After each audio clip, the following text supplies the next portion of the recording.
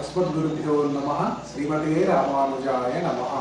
ఈరోజు పంచాంగ విశేషాన్ని తెలుసుకుందాము.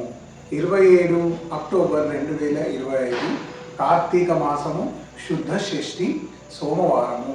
ఈరోజు మూలా నక్షత్రం ఉంది. ఈ మూలా నక్షత్రం ప్రత్యేకత ఏంటంటే మనవాల మహాముని యొక్క తిరునక్షత్రము ఈరోజు జరుపుకుంటున్నాము.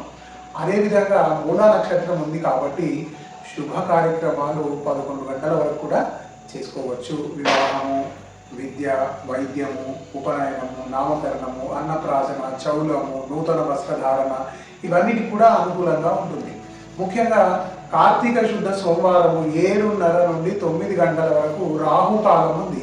ఈ రాహుకాలంలో ఎవరైతే శివప్రీతి కలవారు ఉంటారో వారు శివునికి 7:30 నుంచి 9 గంటల వరకు అభిషేకం చేసినట్టయితే కాశీలో 11 రోజులు యజ్ఞం చేసిన ఫలితం వస్తుంది. ఎందుకంటే కార్తీక శుద్ధ సోమవారానికి అంత ప్రత్యేకత ఉంది.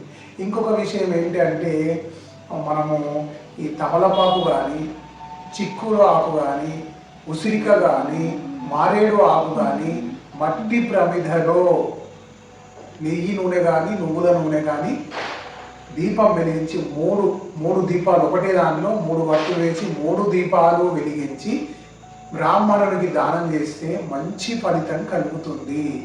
అదేవిధంగా ఎర్రటి వస్త్రాలను కూడా దానం చేయాలి. దాంతోపాటు బెల్లము, నువ్వులతో తయారు చేసిన ఉండల్ని చిమిని ఉండలు అంటారు, వాటిని కూడా దానం చేయాలి.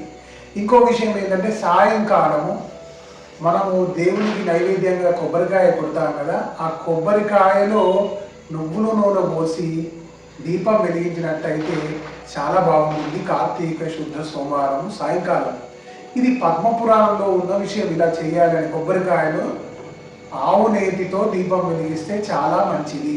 ఇవి కార్తీక శుద్ధ సోమవారం యొక్క విశేషాలు. జ్ఞానప్రదీపం అనే ఛానల్ని సబ్స్క్రైబ్ చేయండి, షేర్ చేయండి, కామెంట్ చేయండి. మీరు ఎవరు లైక్స్ కొట్టట్లేదు, లైక్స్ కూడా కొట్టండి.